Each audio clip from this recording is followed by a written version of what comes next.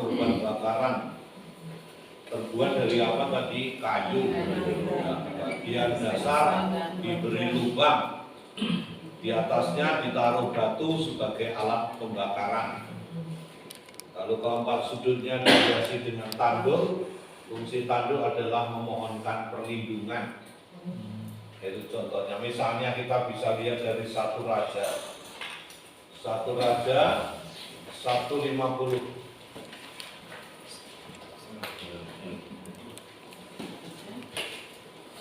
1 Raja 1:50. Bab 1 ayat 50.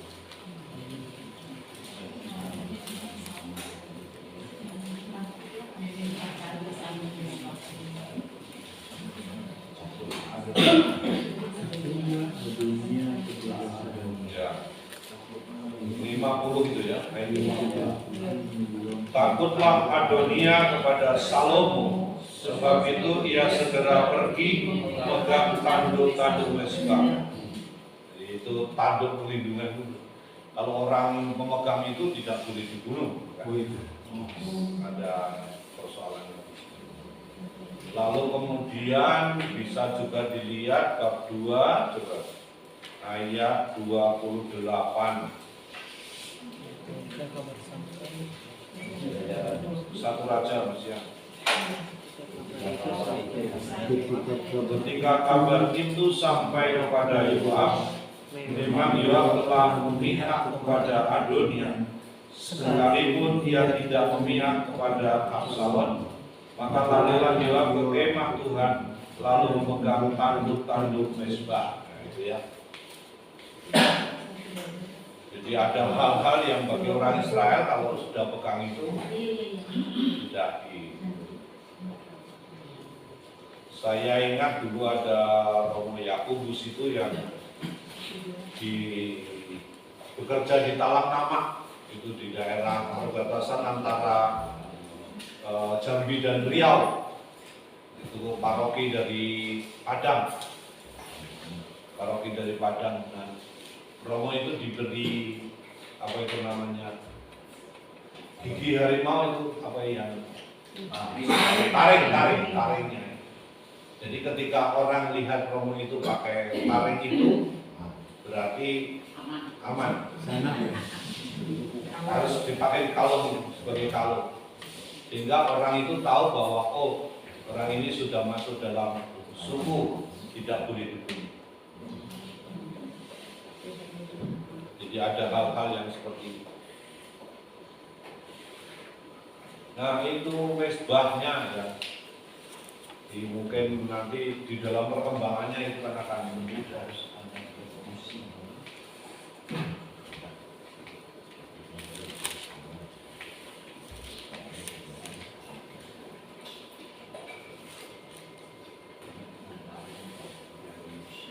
Itu yang bakaran tadi ya. Lalu kemudian minyak, lampu. Nah, kita juga punya lampu Tuhan itu. Belum ada listrik, Mas. Kenapa? Belum ada listrik kok. Wow. Ada surya. Minyak lampu. Mengenai minyak untuk lampu. Nah itu. Coba kita lihat.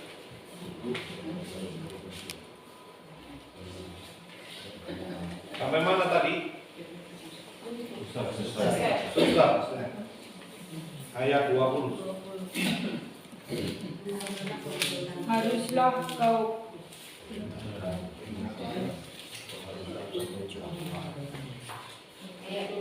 perintah. 20.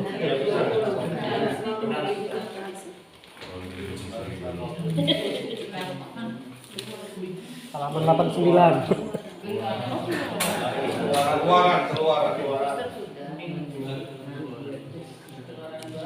Keluaran 27 ayat 20.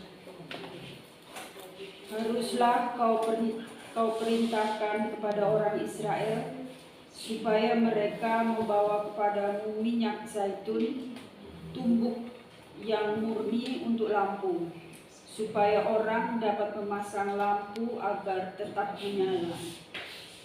Di dalam kemah pertemuan, di depan tabir yang menutupi tabut hukum, haruslah Harun dan anak-anaknya mengaturnya dari petang sampai pagi di hadapan Tuhan.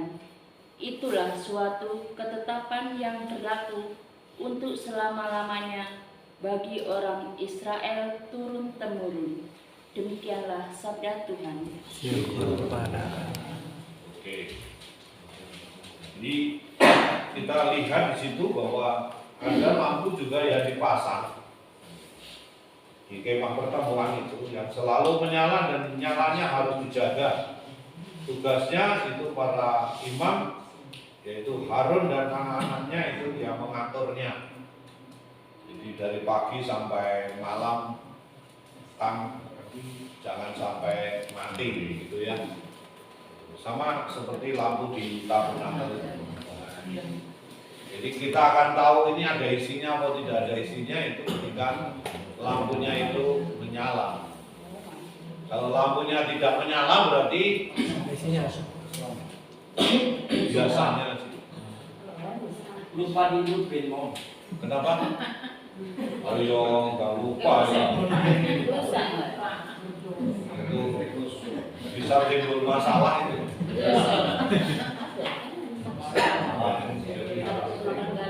Mau ngaku ngalami kemarin juga. Ada Oh, di sini maksudnya. Itu bukan Iya. lupa di Gereja Timor. Kalau di gereja itu sebenarnya bukan lupa, seringkali orang pencet-pencet ininya. Apa itu? Saklar di sana. Itu kan ada dua saklar kalau di tempat kita di sakristi itu. Nah, kalau orang mencet-mencet saklarnya itu nanti lampu di depan mati. Saklar yang ada apa itu? Dua yang di pojokan itu yang di sudut. Itu jangan dimain-main. Kadang-kadang kan orang malah ada yang lepas untuk ngecas HP.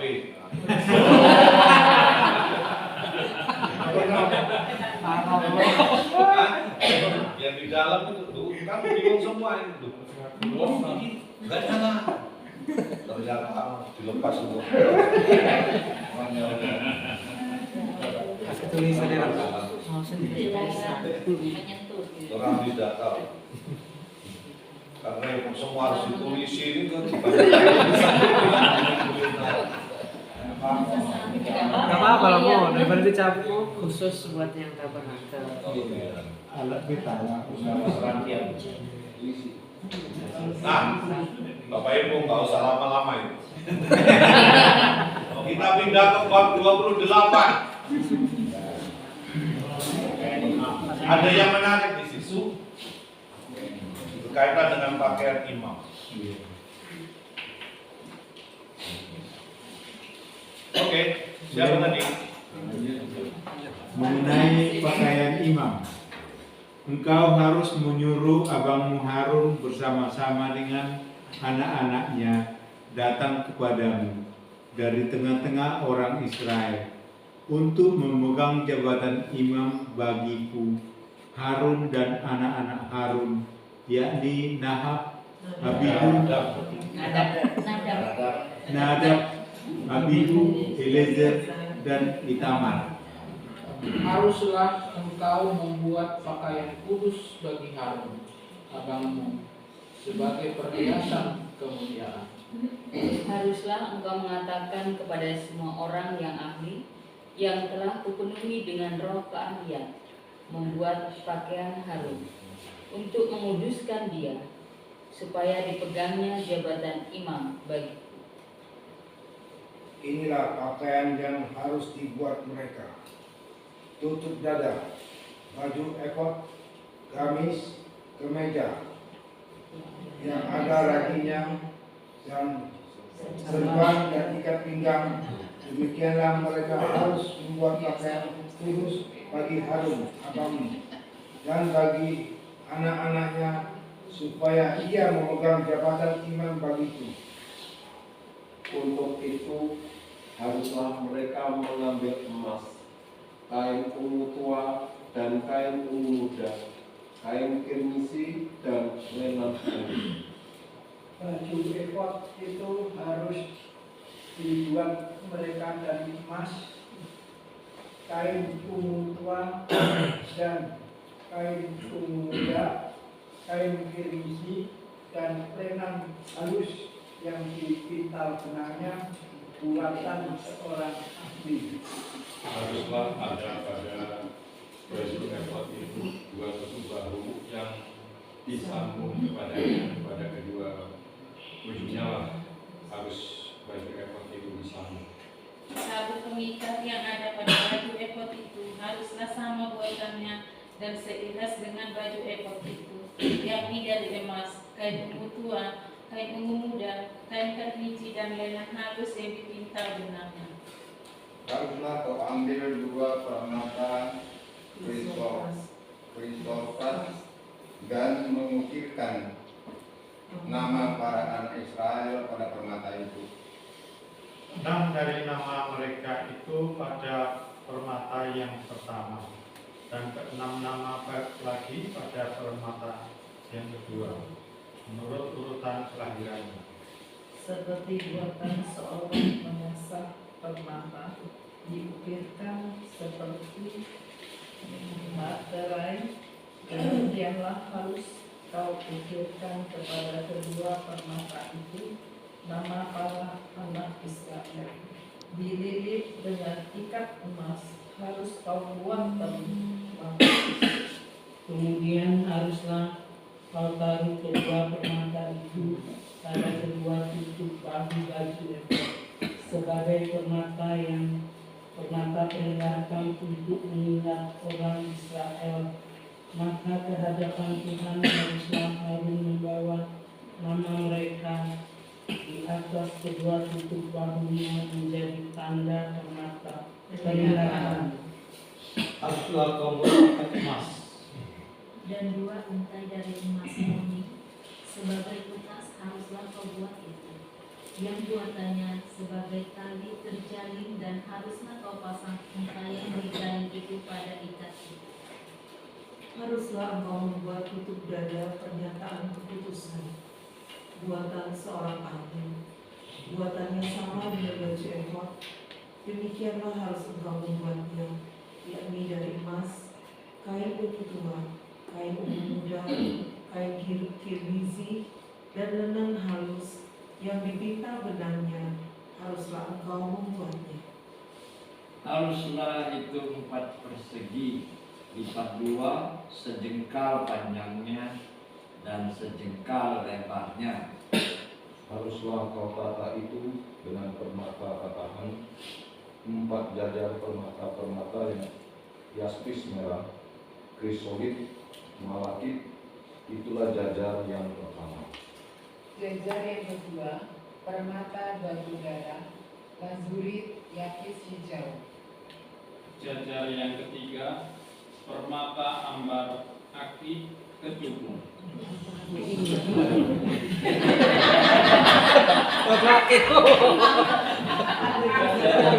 Ini maksud dari kamu.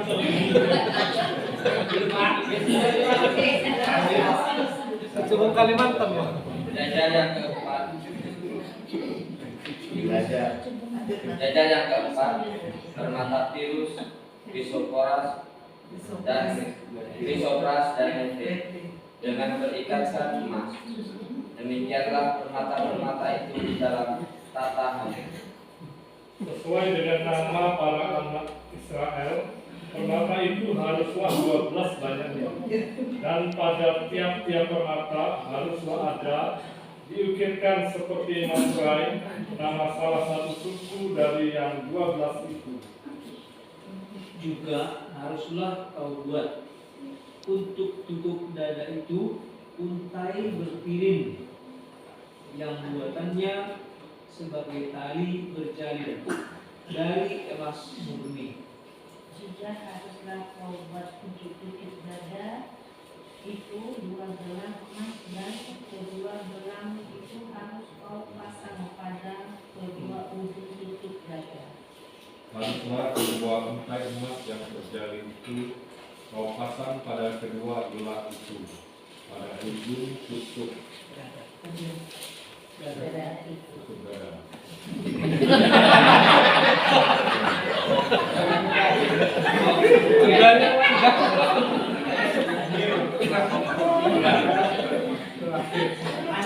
Demikianlah papasan pada bentuk baju baju tepor di sebelah kanan. 25.